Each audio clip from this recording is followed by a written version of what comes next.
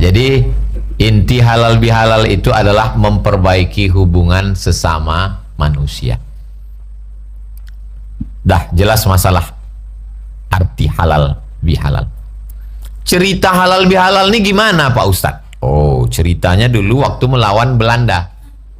Setelah Belanda pulang, datang Jepang. Setelah Jepang pulang, kita sesama Indonesia ini cakar-cakaran, berkelahi. Maka diadakanlah rekonsiliasi nasional. Presiden Soekarno mengumpulkan semua elemen bangsa supaya kita rukun. Karena musuh kita udah selesai. Biasanya kita kalau dapat musuh bersama kita berkawan. Tapi kalau musuh kita udah selesai, sesama kita cakar-cakaran. Itulah mengapa kuku tak boleh panjang, supaya takut cakar-cakaran. Ustadz nyindir ya, saya tak nengok kuku ibu. Mata saya dari tadi nengok ke pos kamling. Nah, jadi dalam rangka mau menyatukan orang Indonesia yang sudah dijajah Jepang sama Belanda ini, kira-kira nama acaranya apa ya? Presiden Soekarno ini orangnya suka sesuatu yang belum pernah didengar orang. Waktu itu dia musyawarah dengan Kiai Haji Mbah Wahab Hasbullah, tokoh Nahdlatul Ulama. Kiai, gimana kalau acaranya halal bihalal? Halal baik, bihalal dengan yang baik, baik dengan yang baik. Kelahi itu haram, cakar-cakaran haram, bermusuhan haram, tikam-tikaman haram. Tapi berdamai halal, halal bihalal. Bagus, itulah asal muasal halal bihalal. Jadi kalau ada orang mau nyari dalil halal bihalal dalam Quran, nggak ada. Dalam hadis tidak ada. Karena tak ada dalam Quran, tak ada dalam hadis. Kalau gitu perbuatan halal bihalal ini bid'ah. Kan banyak orang bilang halal bihalal bid'ah. Kalau halal bihalal bid'ah, berarti yang ikut halal bihalal masuk neraka. Yang ngundang masuk neraka. Yang diundang masuk neraka. Yang paling panas nerakanya yang ceramah. Nah, jadi jangan terjebak pada casing. Karena tidak selama casing itu isinya tidak baik.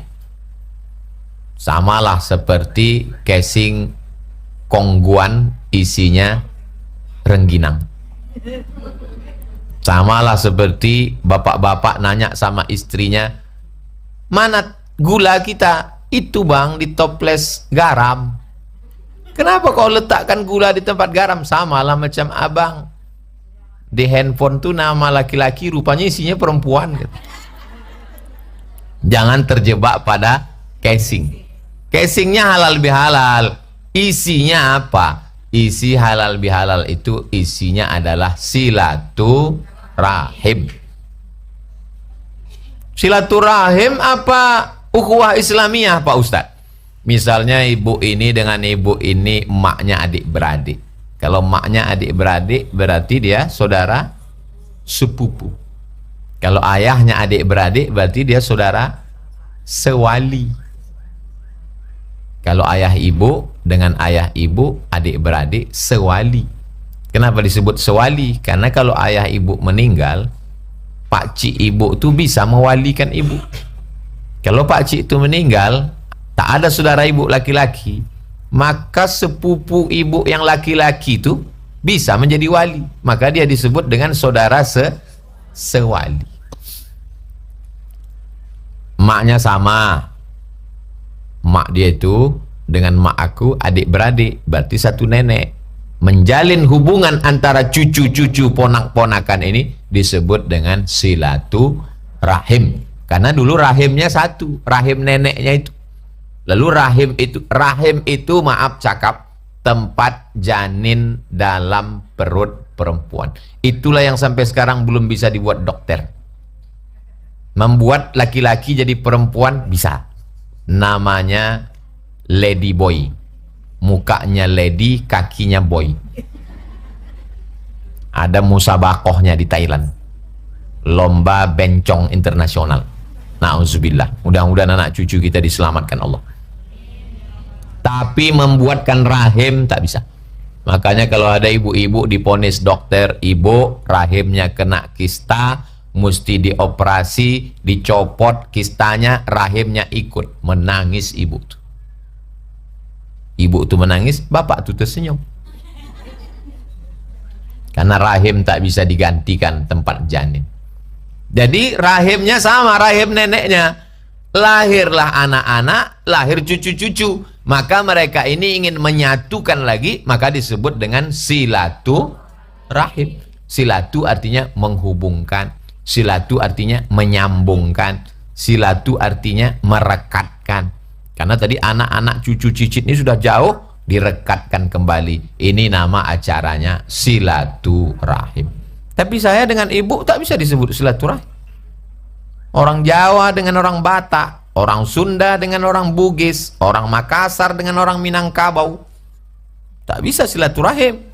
Maka mereka yang tak ada hubungan nenek, ibu, bapak, sepupu, sewali ini disebut dia hubungannya ukhuwah Islamiyah. Nanti mana tahu ada yang nanya, Pak Ustadz saya mau nanya, apa beda silaturahim dengan ukhuwah Islamiyah? Ah, sama aja tuh, beda-beda tipis saja. Bapak Ibu sudah tahu maknanya. Kalau ada hubungan nasab, neneknya, bapaknya, ibunya, sepupu, dua pupu, maka disebut dengan silaturahim. Kalau tak ada hubungan, beda suku, maka disebut dengan ukhuwah Islamiyah. Mungkin diantara ibu ada yang silaturahim, tapi dengan saya, ini hubungan kita adalah ukhuwah Islamiyah. Orang Minangkabau di Sumatera Barat, orang Sunda di Jawa Barat, tak ada hubungan, tapi sama-sama bersyahadat asyhadu an la ilaha illallah wa asyhadu anna muhammadan rasulullah. Maka Allah mengatakan innamal mu'minuna ikhwah. Orang beriman itu bersaudara. Saudara itu diambil dari bahasa Sanskerta.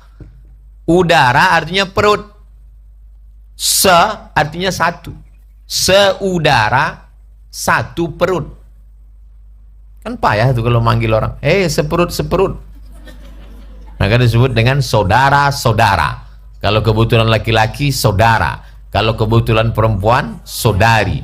Tak jelas tak laki-laki tak perempuan. Makanya Allah tuh menciptakan makhluk cuman dua, Adam dan Hawa, bukan Adam dan Asep. Mohon maaf Kang Asep nyantu singgung. Kenapa disebut kita ini saudara seperut? Karena saya, ibu, dan bapak berasal dari satu perut. Perut siapa? Perut Hawa. Yang tidak berasal dari perut Hawa, tolong angkat tangan. Berarti keturunan monyet. Kata Charles Darwin. Charles Darwin mengatakan, kata dia tak ada itu Nabi Adam. Dia tak percaya pada agama.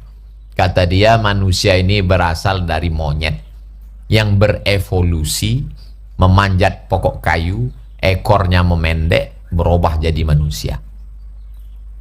Yang jadi pertanyaan, kalau berevolusi menjadi manusia, kenapa manusia berhenti? Kenapa tak berevolusi menjadi makhluk berikutnya? Itu menunjukkan teori itu terbantahkan. Kita tidak berasal dari monyet, kita adalah dari Adam alaihissalam yang diturunkan Allah ke bumi untuk menjadi khalifah. Kalau memang kita berasal dari Adam, kenapa bentuk rupa wajah warna kulitnya beda-beda? Adam sampai kepada Idris, Nabi yang ketiga Nuh. Nabi Nuh ini punya anak 3, namanya Sam, Ham, Yafis. Sam, Ham, Yafis. Yafis itu yang tak berwarna kulitnya, orang Eropa. Sedangkan Ham itu yang berwarna kulitnya. Sedangkan Sam itu orang Arab dan orang Yahudi yang pertengahan.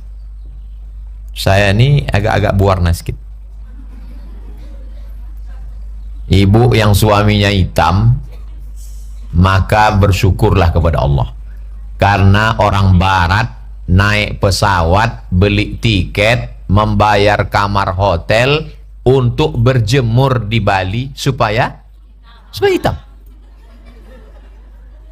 Bayangkan itu.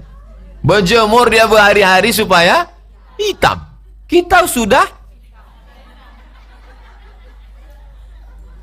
Cuman orang kita ini bahasanya lembut. Kalau hitam dia tak bilang hitam, dia berpantun orang Melayu. Hitam-hitam si tampuk manggis. Sudahlah hitam kulit bekudis. Sudah hitam ku pandang manis, kata dia itu. Padahal sebetulnya inti masalahnya adalah hitam. Sekarang orang Indonesia tak pede hitam. Sibuklah memakan jus bengkoang. Biar supaya glowing. Orang barat mati-matian biar supaya hitam. Apa pula? Tengok orang Afrika tuh pede aja dia hitam. Saya berapa lama satu asrama sama orang Afrika. Hitam. Rupanya malas mandi. Orang tua asal habis main bola, cuci muka, tidur. Mau ke pinding. Tapi baik. Baik-baik kawan-kawan saya itu baik-baik. Nah, heran dia menengok orang Indonesia ini. Pagi mandi, siang mandi, sore mandi. Heran dia, kenapa boleh mandi-mandi terus gitu. Kita tinggal di iklim tropis, kalau tak mandi badan ini rasa macam ikan lele, licin, macam belut. Jadi mereka karena kering, apalagi kalau sedang musim dingin di Mesir, itu seminggu tak mandi. Oh, Mesir yang cantik-cantik itu putih, tapi telinganya ada sarang laba-laba. Nah, sampai kemana cerita kita tadi? Bahwa anak cucu keturunan Adam ini bersuku-suku, berbangsa-bangsa. Ada yang berwarna kulit, ada yang tak berwarna, ada yang sedang-sedang saja. Ja'alnakum syu'uban wa qabaila. Kami jadikan kamu bersuku-suku, berbangsa-bangsa. Tujuannya untuk apa? Bukan untuk saling menghina, mengejek. Lita'arafu, untuk saling mengenal adat istiadat bahasa. Ini kita kalau tidak saling kenal adat istiadat bahasa, oh kita nganggap orang kurang ajar. Kita kalau makan di Mesir, orang Mesir itu biasa aja dia ngambil tisu. Ini sedang makan orang ramai ini. Orang kita kalau tak paham langsung muntah. Tapi begitu juga sebaliknya. Kalau mereka pergi ke tempat kita, di tempat makan kita kalau udah kekenyangan biasa. Itu bagi mereka pantang. Tak boleh. Makanya kalau kekenyangan langsung. Kalau ada orang di depan orang Mesir bilang, langsung semua di satu rumah makan itu berhenti makan. Itulah perlunya kita mengenal adat istiadat. Tak kenal maka tak sayang. Yang lebih bahaya, belum kenal udah sayang. Tak kenal maka tak sayang maka tak ngutang. Perlunya kita. Bahasa juga begitu. Bahasa ini kalau kita tak tahu bahasa orang, oh bisa berkelahi kita. Datanglah orang Batak ke rumah makan orang Minang. Orang Batak kalau nanya apa kabar kan biado. Biado. Kata orang Minang, babi ndak ada nado kambiang gitu. Padahal dia nanya apa kabar. Nah, inilah pentingnya mengetahui bahasa, adat istiadat, bagaimana kebiasaan orang. Nah, ini saya alhamdulillah jauh berjalan banyak ditengok, macam-macam saya tengok. Pergi saya ke Aceh, rupanya orang Aceh kalau menyambut tamu dicabutnya daun-daun pokok kayu, cabut akarnya itu dimasukkan ke air, siramkan, namanya pesejuk. Pergi pula saya ke Papua. Begitu sampai di Papua, rupanya orang Papua ini caranya menyambut tamu, diambilnya piring besar, gambar burung kasuari, diletakkan. Saya sangka mau kasih makan. Wah, banyak nasinya ini. Rupanya dipijak piring itu. Ada piringnya saya, tak ada nasinya. Ada piringnya saya bawa di rumah. Pergi ke Kalimantan, lain pula cara orang Kalimantan nyambut, orang Dayak. Dikasihnya tebu panjang, kasih golok satu. Saya tanya dulu bisi, untuk apa ini? Cincang sekali cincang. Oh. Pergi pula ke Minangkabau, ditarikan orang tuh piring, ting ting ting ting ting ting ting ting ting ting ting ting ting ting ting ting. Begitu sampai saya disambut Bupati Agam, menarilah anak-anak orang awak nari nyambut membawa tepak sirih. Dibawanya tepak sirih. Saya ambillah satu lembar daun sirih tadi, saya tarik. Saya lipat, saya gigit, mak pedas gini menghabiskan. Setelah itu baru diserahkannya ke Pak Bupati, saya duluan. Habis itu Bupati, saya tengok Bupati itu ngambil sedikit aja. Oh begitu rupanya. Baru saya tahu akan datang di mana-mana kalau ada ngasih tepak sirih, saya ambil sedikit. Itulah perlunya kita tahu adat istiadat supaya kita tak kena prank. Kalau tidak kita nanti suuzon sama orang. Perlu mengenal. Beda orang kita Sumatera sama orang di Jawa Barat. Orang Jawa Barat kalau ngomong lembut. Macam tak kedengar. Beda orang kita. Apa kau nengok? Mana mata kau? Gitu. Di sana kalau ada kaki orang terpijak di stasiun kereta api atau naik bis, kakinya mbak, katanya. Kalau tempat kita tak ada mata kau tadi. Kenapa di tempat kita orang itu bicaranya kuat? Karena angin kencang dan makanannya pedas. Cobalah makanan dari mulai Aceh, orang Melayu, asam podeh, rendang pedas. Beda sama orang di Jawa, makanannya manis-manis. Nangka muda itu pun dikasih orang tuh gula merah. Silap-silap, ini gula ya apa kolak gitu. Nah, itu.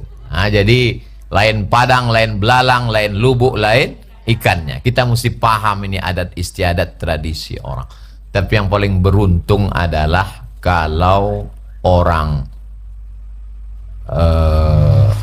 Batak nikah sama orang Jawa, itu paling beruntung. Dari tulang jadi emas. Lama dipanggil, ya ada tulang. Oh gitu sampai dia ke Jawa. Pripun kabarnya mas? Api kata dia. Jadi saya termasuk beruntung. Saya memang di sini tulang, tapi kalau pergi saya ke Jombang, emas soman. Itulah perlunya kita memahami ini semua. Bisa tak Allah jadikan kita ini makhluk satu saja? Bisa. Innama amruhu idza arada syai'an ayyaqula lahu kun fayakun. Kenapa dibuatnya ada beraneka macam ragam? Karena di warna-warni itulah ada keindahan. Bukankah pelangi itu indah karena warna-warni? Bisa untuk update status. Tapi jangan serentak, nanti ketahuan. Nah, lalu kemudian tentu sesama manusia ini, apa kata pepatah orang Melayu? Sedangkan telur ayam disangka lagi bersentuh. Banyak sekarang anak-anak tak tahu telur ayam disangka, karena dia tak pernah menengok sangka ayam. Karena dia dibawa emaknya beli telur ayam di pasar pagi Arengka, udah di atas piring. Sangka ayam itu adalah jerami padi tempat ayam mengeram. Telur ayam disangka itu bersentuh-sentuh. Apalagi lah hati manusia tersinggung. Kadang belum bercakap orang kita udah tersinggung. Aku tersinggung aku sama kawan saya itu Pak Ustadz. Kenapa? Dulu kalau ketemu ramahnya, baiknya. Sejak sekarang ini Pak Ustadz diam. Sombong kali dia. Mentang-mentang rumahnya baru direhab. Padahal dia belum nanya. Coba tanya baik-baik. Pas ditanya, tanya, rupanya giginya tanggal. Malu dia bercakap. Itu maka asalnya. Yang kebetulan tanggal yang tersinggung. Saya tak tahu nih siapa yang tanggal, siapa yang lepas. Suuzon. Kawan saya itu Pak Ustadz, senyum pun tak mau lagi. Ditegur pun tak menyaut. Tanya dulu. Pas ditanya-tanya, ditunjukkannya lah kertas. Kertas apa? Baru pulang dari THT, dokter telinga hidung tenggorokan. Rupanya selama setengah bulan ini poka. Tak ada didengarnya. Sunyi aja dunia ini semua. Jadi itulah perlunya kita tabayun, klarifikasi, menanya orang. Saya yakin banyak orang tersinggung dengan cakap saya. Saya kalau ceramah mana pernah saya pikirkan keadaan orang. Saya cerita tentang khamar, yang keluarganya mabuk tersinggung. Saya cerita tentang narkoba, yang kebetulan anaknya ditangkap BNN tersinggung. Saya cerita tentang santet, yang kebetulan lakinya disantet pelakor tersinggung. Saya cerita tentang macam-macam isi ceramah saya. Tapi saya tak ada ingin menyinggung perasaan orang lain. Saya menyampaikan ayat-ayat Allah, hadis-hadis Rasulullah. Tapi di ujung tausiah pasti selalu saya tutup. Bila ada kata-kata yang tidak berkenan di hati, menyinggung perasaan bapak dan ibu. Daripada saya mencari bapak ibu di padang mahsyar, sedang di padang panjang aja payah kita jumpa. Kecuali makan sate dangong-dangong. Lebih baiklah saya minta maaf di dunia. Itulah mengapa saya mengajak istri dan anak saya menjumpai orang tua-tua, yang tua-tua di atas saya, untuk minta maaf. Adapun yang muda-muda saya balas saja pakai WA. Banyak orang sekarang kirim WA, kirim gambar aja. Satu gambar, Kalau saya enggak, saya rekam suara saya. Assalamualaikum warahmatullahi wabarakatuh. Selamat Hari Raya Idul Fitri. Mohon maaf zahir dan batin segala silap salah dan saya. Mudah-mudahan kita diberikan Allah barokah supaya ada sentuhan. Oh, dia tak cuma kirim gambar aja, tapi kirim pun jadilah. Pandai-pandai merasakan perasaan orang lain. Jadi sebetulnya inti halal bihalal itu adalah dua saja, tak banyak-banyak. Pertama, meminta maaf. Yang kedua, memaaf.